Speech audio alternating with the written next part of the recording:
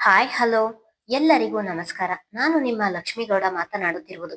ಯಾರೆಲ್ಲ ಇನ್ನು ನನ್ನ ಕಾಮನಬಿಲ್ಲು ಕಥಾಗುಚ್ಚ ಯೂಟ್ಯೂಬ್ ಚಾನಲ್ ಸಬ್ಸ್ಕ್ರೈಬ್ ಮಾಡದೆ ಕತೆ ಕೇಳ್ತಿದ್ದೀರಾ, ಪ್ಲೀಸ್ ಸಬ್ಸ್ಕ್ರೈಬ್ ಮಾಡಿ ಕತೆ ಕೇಳಿ. ಹಾಗೆ ನನ್ನ ಕತೆ ನಿಮ್ಮೆಲ್ಲರಿಗೂ ಇಷ್ಟ ಆದ್ರೆ ಕಮೆಂಟ್ ಮಾಡಿ, ಶೇರ್ ಮಾಡಿ. ಜಾನಕಿ ರಾಮ ಕಥೆಯ ಮುಂದುವರೆದ ಸಂಚಿಕೆ. ಜಾನಕಿಗೆ ಸಂಜೆಯಾದರೂ ಸಹ ಅವಳ ವಾಕರಿಕೆ ಕಡಿಮೆಯಾಗಲಿಲ್ಲ. ಆ ಮನೆಯಲ್ಲಿ ಒಂದು ಲೋಟ ನೀರು ಸಹ ಕುಡಿಯದೆ ಕೋಣೆಯಲ್ಲಿಯೇ ಇದ್ದಳು.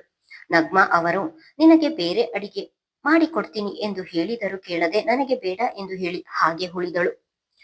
ಜಾನಕಿ ಊಟ ಮಾಡದೆ ಇರುವುದನ್ನು ನೋಡಿದವನು ತಾನೇ ಹೋಟೆಲಿನಿಂದ ಊಟ ಹಿಡಿದು ಬಂದಿದ್ದನು. ಮುದುಡಿ ಮಲಗಿದ್ದವಳನ್ನು ನೋಡಿ ಅವಳ ಬಳಿಗೆ ಹೋದವನು, ಜಾನಕಿ ಎದ್ದೇಳು, ಊಟ ಮಾಡು ಎಂದನು. ಅವನ ಮಾತಿಗೆ ಎಚ್ಚರವಾದವಳು, ಮಹಾನ್, ನನ್ನನ್ನು ಬಲವಂತ ಮಾಡಬೇಡ, ಇನ್ನೂ ಹೊಟ್ಟೆ ತೊಳೆಸಿದಂತಾಗಿ ಒಳಗೆ ಮರಳಿಸುತ್ತಿದೆ, ನನಗೆ ಊಟ ಬೇಡ ಎಂದಳು. ಜಾನಕಿ, ನನಗೂ ನಿನ್ನ ಪರಿಸ್ಥಿತಿ ಅರ್ಥವಾಗುತ್ತದೆ, ನೋಡಿಲಿ ನಿನಗೋಸ್ಕರ ಹೊರಗಿನಿಂದ ಊಟ ತಂದಿದ್ದೀನಿ, ಊಟ ಮಾಡು ಎಂದನು. ಅವಳನ್ನು ಇಲ್ಲಿಗೆ ಕರೆದುಕೊಂಡು ಬಂದು ತಪ್ಪು ಮಾಡಿದೆನಾ ಎಂದು ತುಂಬಾ ಯೋಚಿಸುತ್ತಿದ್ದನು. ಅವನ ಮಾತಿಗೆ ಎದ್ದು ಕುಳಿತವಳು, ನಿಜವಾಗಿಯೂ ಹೊರಗಿನಿಂದ ತಂದಿದ್ದೀಯಾ ಎಂದು ಮತ್ತೊಮ್ಮೆ ಕೇಳಿದಳು. ಹೌದು, ನಿನಗೋಸ್ಕರ ಹೊರಗಿನಿಂದ ತಂದಿದ್ದೀನಿ ಎಂದು ಊಟದ ಪೊಟ್ಟಣವನ್ನು ಅವಳ ಮುಂದಿಡಿದನು. ಅವನಿಂದ ಊಟ ಪಡೆದವಳು ಅವಳಿಗೂ ಹಸಿವಾಗಿದ್ದರಿಂದ ಏನೊಂದು ಮಾತನಾಡದೆ ಕೈ ತೊಳೆದು ಬಂದು ಸುಮ್ಮನೆ ಊಟ ಮಾಡಿ ಮುಗಿಸಿದಳು.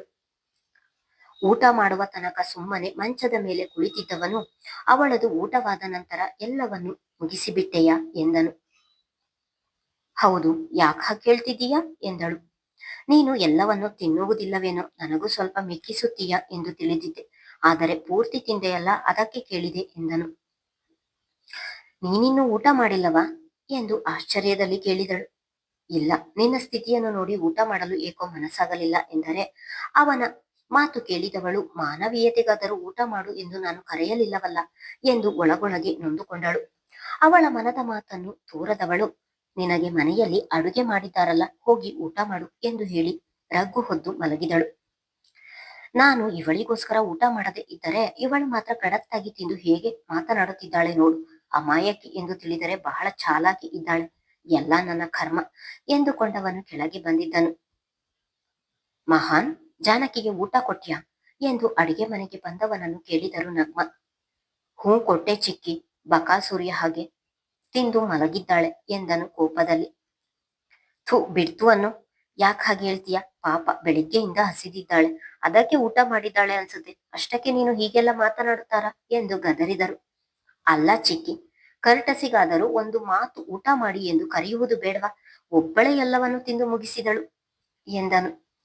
ಹೆಂಡತಿ ಊಟಕ್ಕೆ ಕರಲಿಲ್ಲ ಎನ್ನುವ ಬೇಜಾರ, ಅಥವಾ ಅವಳ ತಟ್ಟೆಯಲ್ಲಿ ಊಟ ತಿನ್ನಿಸಲಿಲ್ಲವಲ್ಲ ಎನ್ನುವ ಬೇಸರವ, ಏನು ಕತೆ, ಹೆಂಡತಿ ಮೇಲೆ ಇವತ್ತು ಇಷ್ಟೊಂದು ಕೋಪ ಮಾಡಿಕೊಂಡಿದ್ದೀಯಲ್ಲ ಎಂದು ನಗುತ್ತಲೇ ಛೇಡಿಸಿದರು. ನಗ್ಮಾ ಅವರ ಮಾತಿಗೆ ವಾಸ್ತವಕ್ಕೆ ಮರಳಿದವನು, ಹೌದು, ಅವಳು ನನಗೆ ಊಟ ಉಳಿಸಲಿಲ್ಲ ಎಂದು ನಾನ್ಯಾಕೆ ಇಷ್ಟು ಬೇಸರ ಮಾಡಿಕೊಂಡೆ, ನನಗೆ ಅಡುಗೆ ಮನೆಯಲ್ಲಿ ಊಟ ಇತ್ತಲ್ಲ, ನನ್ನ ಮನಸ್ಸು ಯಾಕೆ ಅವಳ ತಟ್ಟೆಯಲ್ಲಿರುವ ಊಟವನ್ನು ಶೇರ್ ಮಾಡಬೇಕು ಎಂದು ಬಯಸಿತು. ಇತ್ತೀಚೆಗೆ ಜಾನಕಿ ಯಾಕೆ ನನ್ನನ್ನು ಪದೇ ಪದೇ ಆವರಿಸಿಕೊಳ್ಳುತ್ತಿದ್ದಾಳೆ, ಇಲ್ಲ, ಹಾಗಾಗಬಾರದು, ಇನ್ನೊಂದು ಸ್ವಲ್ಪ ದಿನದಲ್ಲಿ ಅವಳು ಈ ಮನೆ ಬಿಟ್ಟು ಹೋಗುತ್ತಾಳೆ, ನಂತರ ಅವಳಿಗೂ ನನಗೂ ಯಾವ ಸಂಬಂಧವೂ ಇರುವುದಿಲ್ಲ ಎಂದು ನೆನೆದವನ ಹೃದಯ ಬೇಕೋ ನೊಂದಿತು. ಮಹಾನ್, ಏನು ಯೋಚನೆ ಮಾಡ್ತಿದ್ದೀಯಾ ಅವನ ಮೌನವನ್ನು ನೋಡಿ ಕೇಳಿದರು ನಗ್ಮ. ಏನಿಲ್ಲ ಚಿಕ್ಕಿ, ನನಗೆ ಊಟ ಕೊಡಿ ಎಂದು ಡೈನಿಂಗ್ ಟೇಬಲ್ ಮೇಲೆ ಬಂದು ಕುಳಿತನು. ನಗ್ಮ ಅವರು ತಟ್ಟೆಗೆ ಊಟ ಹಾಕಿಕೊಂಡು ಬಂದರೂ ಸಹ ಜಾನಕಿಯ ಯೋಚನೆಯಲ್ಲಿಯೇ ನಾಮಕಾವಸ್ಥೆಗೆ ಸ್ವಲ್ಪ ತಿಂದು ಮುಗಿಸಿದವನು ಕೋಣೆಗೆ ಬಂದಿದ್ದನು. ರೆಹಮಾನ್ ಬರುವ ವೇಳೆಗೆ ಜಾನಕಿ ಆಗಲೇ ನಿದ್ರಿಸುತ್ತಿದ್ದಳು. ಅವಳ ಬಳಿಗೆ ಹೋಗಿ ಮಂಡಿಗಾಲಿನಲ್ಲಿ ನೆಲದ ಮೇಲೆ ಕುಳಿತವನು, ಜಾನಕಿ, ಯಾವುದೋ ಮೂಲೆಯಲ್ಲಿದ್ದವಳು ನೀನು, ಯಾಕೆ ನನಗೆ ಸಿಕ್ಕಿದೆ, ನಿನ್ನ ಜೀವನ ಹಾಳಾಗುತ್ತಿದೆ ಎಂದರೆ ನನ್ನ ಮನಸ್ಸಿಗೆ ಏಕೆ ನೋವಾಯಿತು, ಹಿಂದೆ ಮುಂದೆ ಮತ್ತು ಮನೆಯವರ ಬಗ್ಗೆ ಯೋಚಿಸದೆ ನಿನಗೆ ಯಾಕೆ ನಾನು ತಾಳಿ ಕಟ್ಟಿದೆ, ಮುಂದಿನ ಮನೆಯ ಪರಿಸ್ಥಿತಿಯನ್ನು ನೋಡಿದರೆ ನಿನಗೆ ತಾಳಿ ಕಟ್ಟಿ ನಾನು ತಪ್ಪು ಮಾಡಿದೆನಾ ಎನಿಸುತ್ತಿದೆ, ನನ್ನೊಬ್ಬನಿಂದ ಮನೆಯವರಿಗೆ ಮತ್ತು ನಿನಗೆ ಎಲ್ಲರಿಗೂ ನೋವು ನೀಡುತ್ತಿದ್ದೇನೆ, ಇದೆಲ್ಲ ಎಲ್ಲಿಗೆ ಹೋಗಿ ನಿಲ್ಲುವುದೋ ಎಂದು ತಿಳಿಯುತ್ತಿಲ್ಲ ಎಂದು ಅವಳ ಮುಂಗುರುಳನ್ನು ಸರಿಸಿ ಹೇಳಿದವನು ಮಂಚದ ಮೇಲೆ ಅಂಗಾತ ಮಲಗಿ ಅದೇ ಯೋಚನೆಯಲ್ಲಿ ಕಣ್ಣು ಮುಚ್ಚಿದನು. ಬೆಳಿಗ್ಗೆ ಎಚ್ಚರವಾದವಳು ಹಾಸಿಗೆಯ ಕಡೆ ನೋಡಿದರೆ ಪ್ರತಿದಿನ ಬೇಗ ಎದ್ದು ಮಸೀದಿಗೆ ಹೋಗುತ್ತಿದ್ದವನು ಇಂದು ಏಳದೆ ಹಾಗೆ ಮಲಗಿರುವುದನ್ನು ನೋಡಿ ಆಶ್ಚರ್ಯವಾದವಳು ಅವನ ಬಳಿಗೆ ಹೋಗಿ ಮಹಾನ್ ಎಂದಿದ್ದಳು. ಜಾನಕಿಯ ಧ್ವನಿಗೆ ಎಚ್ಚರವಾಗದಿದ್ದವನನ್ನು ನೋಡಿ ಅನುಮಾನದಲ್ಲಿ ಅವನ ಹಣೆ ಮುಟ್ಟಿ ನೋಡಿದಳು. ಅವನಿಗೆ ಜ್ವರ ಬಂದಿರುವುದು ಅರಿವಾಗಿತ್ತು. ಮಹಾನ್, ಎದ್ದೇಳು, ಇಷ್ಟೊಂದು ಜ್ವರ ಬಂದಿದೆ, ನನ್ನನ್ನು ಎದ್ದೇಳಿಸುವುದಲ್ಲವಾ ಎಂದು ಗದರಿದಳು. ಮೇಲೆ ಏಳಲು ಸಹ ಆಗ್ತಿಲ್ಲ ಜಾನಕಿ, ತುಂಬಾ ಸುಸ್ತು, ಚಳಿ ಆಗ್ತಿದೆ ಎಂದು ಸುಸ್ತಿನಲ್ಲಿಯೇ ಹೇಳಿದವನು ಹಾಗೆ ಮಲಗಿದನು. ರೆಹಮಾನನನ್ನು ನೋಡಿ ಜಾನಕಿಗೆ ಏನು ಮಾಡುವುದು ಎಂದೇ ತಿಳಿಯಲಿಲ್ಲ. ಇವನ ಮೈ ಬೇರೆ ಕೆಂಡದಂತೆ ಸುಡುತ್ತಿದೆ. ಏನು ಮಾಡುವುದು ಇವಾಗ? ಮನೆಯವರಿಗೆ ಹೋಗಿ ಹೇಳಲ? ಬೇಡ, ಅವರು ತಾನೇ ಏನು ಮಾಡುತ್ತಾರೆ, ಇನ್ನೂ ಗಾಬರಿಯಾಗುತ್ತಾರೆ ಎಂದು ಯೋಚಿಸಿದವಳು ಅಲ್ಲಿಯೇ ಇದ್ದ ಒಂದು ಕರವಸ್ತ್ರವನ್ನು ಹಿಡಿದು ಬಚ್ಚಲ ಮನೆಗೆ ಹೋಗಿ ಒದ್ದೆ ಮಾಡಿಕೊಂಡು ಬಂದು ಅವನ ಹಣೆಯ ಮೇಲಿಟ್ಟು, ಮಹಾನ್, ಬಟ್ಟೆ ಹೀಗೆ ಇರ್ಲಿ, ನಾನು ಹೋಗಿ ಮಾತ್ರೆ ಮತ್ತು ಒಂದು ಟ್ಯೂಬ್ ತೆಗೆದುಕೊಂಡು ಬರ್ತೀನಿ ಎಂದವಳು ತರಾತುರಿಯಲ್ಲಿ ಬಚ್ಚಲ ಮನೆಗೆ ಹೋಗಿ ಸ್ನಾನ ಮುಗಿಸಿ ಸಿಕ್ಕ ಒಂದು ಸೀರೆ ಸುತ್ತಿಕೊಂಡು ತನ್ನ ಪರ್ಸ್ ಹಿಡಿದು ಹೊರ ಬಂದಿದ್ದಳು. ಜಾನಕಿ ತರಾತುರಿಯಲ್ಲಿ ಪರ್ಸ್ ಹಿಡಿದು ಹೊರ ಹೋಗುತ್ತಿರುವುದನ್ನು ನೋಡಿದವರು, ಗಂಟೆ 8 ಇಷ್ಟು ಬೇಗ ಎಲ್ಲಿಗೆ ಹೋಗುತ್ತಿದ್ದಾಳೆ ಇವಳು ಎಂದುಕೊಂಡು, ಏಯ್ ಹುಡುಗಿ, ಇದನ್ನೇನು ಧರ್ಮಛತ್ರ ಅಥವಾ ನಿನ್ನಪ್ಪನ ಮನೆ ಎಂದು ತಿಳಿದಿದ್ದೀಯಾ? ಇಲ್ಲಿ ನಿನಗೆ ಹೇಳುವವರು ಕೇಳುವವರು ಯಾರೂ ಇಲ್ಲ ಎಂದುಕೊಂಡೆಯಾ? ಇಷ್ಟು ಅವಸರದಲ್ಲಿ ಯಾಕೆ ಹೊರಗೆ ಹೋಗುತ್ತಿದ್ದೀಯಾ ಎಂದು ಸಿಡುಕಿದರು ಫಾತಿಮಾ. ಅದು ಮಹಾನ್ ಎನ್ನಲು ಬಾಯಿ ತೆರೆದವಳು ಹಾಗೆ ಸುಮ್ಮನಾಗಿ, ನಿಮ್ಮ ಮಗನಿಗೆ ಜ್ವರ ಬಂದಿದೆ, ಅದಕ್ಕೆ ಟ್ಯಾಬ್ಲೆಟ್ ತರಲು ಹೋಗುತ್ತಿದ್ದೇನೆ ಎಂದಳು. ಮಗನಿಗೆ ಜ್ವರ ಎನ್ನುತ್ತಿದ್ದ ಹಾಗೆ ಸೋಫಾ ಮೇಲೆ ಪೇಪರ್ ಹಿಡಿದು ಕುಳಿತಿದ್ದ ಅಬ್ದುಲ್ ಅವರು ಎದ್ದು ನಿಂತರು. ಮಗನ ಮೇಲೆ ಅವರಿಗೆ ಏನೇ ಬೇಸರ ಇದ್ದರೂ ಪ್ರೀತಿ ಮಾತ್ರ ಒಂದಿನಿತೂ ಕಡಿಮೆಯಾಗಿರಲಿಲ್ಲ.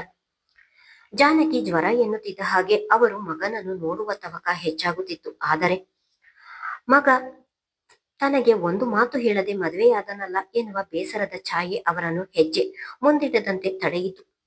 ಏನು, ಮಹಾನನಿಗೆ ಜ್ವರ ಬಂದಿದ್ಯಾ? ನಿನ್ನ ಕಣ್ಣಿಗೆ ನಾವು ಮನುಷ್ಯರ ರೀತಿ ಕಾಣುತ್ತಿಲ್ವಾ? ನಿನಗೆ ಗಂಡನಾಗುವ ಮೊದಲು ಅವನು ನನ್ನ ಮಗ. ನನ್ನ ಮಗನಿಗೆ ಜ್ವರ ಬಂದಿದೆ ಎಂದು ಒಂದು ಮಾತು ಕೂಡ ನಮಗೆ ಹೇಳದೆ ನಿನ್ನ ಪಾಡಿಗೆ ನೀನು ಔಷಧಿ ತರಲು ಹೋಗುತ್ತಿದ್ದೀಯಲ್ಲ. ನಿನ್ನನ್ನು ನೀನು ಡಾಕ್ಟರ್ ಎಂದು ತಿಳಿದಿದ್ದೀಯಾ? ನನ್ನ ಮಗ ಏನು ಬಿಕಾರಿಯಲ್ಲ, ಒಂದು ಫೋನ್ ಹಚ್ಚಿದ್ರೆ ಸಾಕು, ಡಾಕ್ಟರ್ ಮನೆಯ ಬಾಗಿಲಿಗೆ ಬರ್ತಾರೆ. ಅಂಥದ್ರಲ್ಲಿ ನಿನಗೆ ಎಷ್ಟು ಧೈರ್ಯ ಇದ್ದರೆ ನಮಗೆ ಯಾರಿಗೂ ಹೇಳದೆ ಒಬ್ಬಳೇ ಹೊರಗೆ ಹೋಗುತ್ತಿದ್ದೀಯಾ ಎಂದು ಅವಳ ಮೇಲೆ ಹರಿಹಾಯ್ದರು ಫಾತಿಮಾ. ಫಾತಿಮಾ ಜಾನಕಿಗೆ ಬೈಯುತ್ತಿದ್ದರೆ ಆತಿಶ್ ಮತ್ತು ದಾನಿಯಾ ನಗುತ್ತಾ ನಿಂತಿದ್ದರು. ನಾನು ಡಾಕ್ಟರ್ ಅಲ್ಲದೆ ಇರಬಹುದು, ಆದ್ರೆ ನಾನೊಬ್ಬಳು ನರ್ಸ್. ನನಗೆ ಯಾವ ಕಾಯಿಲೆಗೆ ಯಾವ ಔಷಧಿ ಕೊಡಬೇಕು ಎಂಬುದು ಚೆನ್ನಾಗಿ ತಿಳಿದಿದೆ ಎಂದಳು. ಜಾನಕಿ ನರ್ಸ್ ಎಂಬ ವಿಷಯ ಅಲ್ಲಿ ಯಾರಿಗೂ ತಿಳಿದಿರಲಿಲ್ಲ. ಅವಳು ನರ್ಸ್ ಎನ್ನುತ್ತಿದ್ದ ಹಾಗೆ ಎಲ್ಲರೂ ಆಶ್ಚರ್ಯದಲ್ಲಿ ನಿಂತರು. ವಾವ್ ಮಾಮ್, ನಿನ್ನ ಮಗ ನಮ್ಮ ಮನೆತನಕ್ಕೆ ಒಳ್ಳೆಯ ಸೊಸೆಯನ್ನೇ ಆರಿಸಿದ್ದಾನೆ. ಆಸ್ಪತ್ರೆಯಲ್ಲಿ ಜನಗಳ ಸೇವೆ ಮಾಡುವ ಸೇವಕಿಯನ್ನು ತಂದು ಉಪ್ಪರಿಗೆಯ ಮೇಲೆ ಕೂರಿಸಿದ್ದಾನೆ. ಸೂಪರ್ ಅಲ್ವಾ ಎಂದು ವ್ಯಂಗ್ಯವಾಡಿದನು ಆತಿಶ್. ಮೊದಲೇ ಅವನ ನೋಟವನ್ನು ಸಹಿಸದವಳು ಈಗ ಅವನ ಮಾತು ಕೂಡ ಕೋಪ ತರಿಸುವಂತೆ ಮಾಡಿತ್ತು. ಆದರೆ ಅಲ್ಲಿ ಎಲ್ಲರ ಇರುವನ್ನು ನೆನೆದವಳು ತನ್ನ ಕೋಪವನ್ನು ತಾನೇ ಹಾಗೆ ನಿಗ್ರಹಿಸಿ ಅವನನ್ನು ಕೋಪದಲ್ಲಿಯೇ ನೋಡಿ ಅಲ್ಲಿಂದ ಹೊರಟಿದ್ದಳು. ನೋಡಿದ್ರಾ ಎಷ್ಟು ಸೊಕ್ಕು ಅವಳಿಗೆ? ನಾನು ಮಾತನಾಡುತ್ತಿದ್ದರೂ ನನ್ನ ಮಾತಿಗೆ ಬೆಲೆ ಇಲ್ಲದೆ ಹೇಗೆ ಹೋದ್ಲು ನೋಡಿ. ಅವಳು ಊಟ ಮಾಡಿಲ್ಲ ಎಂದು ಇವನು ನಿನ್ನೆ ಇಡೀ ಊಟ ಮಾಡದೆ ಹಾಗೆ ಉಳಿದಿದ್ದಾನೆ. ಈ ಮನೆಯಲ್ಲಿ ಆಗುತ್ತಿರುವುದನ್ನೆಲ್ಲ ಕಣ್ಣಿದ್ದು ಕುರುಡರಾಗಿ, ಬಾಯಿದ್ದು ಮೂಕರಾಗಿ ನೀವು ಜೀವಿಸುತ್ತಿರಬಹುದು, ಆದ್ರೆ ನನಗೆ ಹಾಗೆ ಇರಲು ಆಗುವುದಿಲ್ಲ. ಮೊದಲು ಇದಕ್ಕೆ ನೀವೇ ಒಂದು ಪರಿಹಾರ ಹುಡುಕಿ ಎಂದು ಗಂಡನಿಗೆ ಜೋರು ಮಾಡಿದವರು ಒಳಗೆ ಹೋಗಿದ್ದರು ಫಾತಿಮಾ. ಅಗಾಧವಾದ ನಂಬಿಕೆಯನ್ನು ಮುರಿದ ಮಗನ ಮದುವೆಯನ್ನು ಒಪ್ಪಲಾಗದೆ, ಅವರ ಮನಸಾಕ್ಷಿ ವಿರುದ್ಧವಾಗಿ ಅವನ ಜೊತೆ ಮಾತನಾಡಲು ಆಗದೆ ಒಳಗೊಳಗೆ ನೋವು ತಿನ್ನುತ್ತಿರುವುದು ಮಾತ್ರ ಆ ಹಿರಿಜೀವ. ಅವಳು ಮದುವೆಯಾಗಿ ಬಂದಾಗಿನಿಂದ ಇದೇ ಮೊದಲ ಬಾರಿಗೆ ಹೊರಗೆ ಹೋಗಿದ್ದಳು. ಅಲ್ಲಿ ಎಲ್ಲಿ ಹೋಗುವುದು ಎಂದು ತಿಳಿಯದೆ ಕಂಗಾಲಾಗಿ ಎಲ್ಲರನ್ನು ಕೇಳಿಕೊಂಡು ಒಂದು ಔಷಧಿ ಅಂಗಡಿಯ ಮುಂದೆ ಹೋದರೆ ಆ ಔಷಧಿ ಅಂಗಡಿ ಇನ್ನೂ ತೆರೆದಿರಲಿಲ್ಲ. ಜಾನಕಿ ಬಂದ ಅರ್ಧ ಗಂಟೆಯ ನಂತರ ಔಷಧಿ ಅಂಗಡಿ ತೆರೆಯುತ್ತಿದ್ದ ಹಾಗೆ ಅವಳಿಗೆ ಬೇಕಾದ ಔಷಧಿಗಳನ್ನು ತೆಗೆದುಕೊಂಡು ಮನೆಗೆ ಬಂದವಳು, ಚಿಕ್ಕತ್ತೆ, ನಾನು ಸ್ವಲ್ಪ ಗಂಜಿ ಮಾಡಿಕೊಳ್ಳಲ ಎಂದು ಕೇಳಿದಳು. 5 ನಿಮಿಷ, ನಾನೇ ಮಾಡಿಕೊಡುತ್ತೇನೆ ಇರು ಜಾನಕಿ ಎಂದು ನಗ್ಮಾ ಅವರು ಹೇಳಿದರೆ, ಬೇಡ, ನೀವು ಬೇರೆ ಏನೋ ಕೆಲಸ ಮಾಡುತ್ತಿದ್ದೀರಾ, ನಾನೇ ಮಾಡಿಕೊಳ್ಳುತ್ತೇನೆ ಎಂದು ತರಾತುರಿಯಲ್ಲಿ ಗಂಜಿ ಮಾಡಿಕೊಂಡು ಒಂದು ಬಟ್ಟಲಿಗೆ ಹಾಕಿಕೊಂಡವಳು ಕೋಣೆಗೆ ಬಂದು, ಮಹಾನ್, ಎದ್ದೇಳು ಎಂದು ಅವನನ್ನು ಇಳಿಸಿ ತಾನೇ ಬಚ್ಚಲ ಮನೆಗೆ ಕರೆದುಕೊಂಡು ಹೋಗಿ ಅವನ ಮುಖ ಮತ್ತು ಬಾಯಿ ತೊಳೆಯಲು ಸಹಾಯ ಮಾಡಿದಳು. ಗಂಜಿ ನೋಡುತ್ತಿದ್ದ ಹಾಗೆ ಮುಖ ಕಿವಿಚಿದವನು, ನನಗೆ ಇದು ಬೇಡ ಎಂದನು. ಈಗ ನೀನು ಗಂಜಿ ಕುಡಿಯಲಿಲ್ಲ ಅಂದ್ರೆ ಮಾತ್ರೆ ತಿನ್ನಲು ಆಗುವುದಿಲ್ಲ. ತುಂಬಾ ಸುಸ್ತಾಗುತ್ತದೆ. ಜ್ವರ ಕಡಿಮೆಯಾಗ್ಬೇಕು ಅಂದ್ರೆ ನೀನು ಈ ಗಂಜಿ ಕುಡಿದು ಮಾತ್ರೆ ತಿನ್ನಲೇಬೇಕು ಎಂದು ಬಲವಂತ ಮಾಡಿ ಅವಳೇ ಚಮಚದಲ್ಲಿ ಅವನಿಗೆ ಗಂಜಿ ಕುಡಿಸಿದಳು. ತಂದಿದ್ದ ಒಂದು ಟ್ಯೂಬ್ ಅನ್ನು ಸೂಜಿ ಮೂಲಕ ಅವನ ರಟ್ಟೆಗೆ ಚುಚ್ಚಿದವಳು 2 ಮಾತ್ರೆ ಕೊಟ್ಟು ತಗೋ ತಿನ್ನು ಎಂದಳು. ಮಾತ್ರೆಯನ್ನು ತೆಗೆದುಕೊಳ್ಳದೆ ಜಾನಕಿಯನ್ನೇ ನೋಡುತ್ತಿದ್ದವನನ್ನು ಯಾಕೆ ಹಾಗೆ ನೋಡ್ತಿದ್ದೀಯಾ, ಮಾತ್ರೆ ತಗೋ ಎಂದಳು.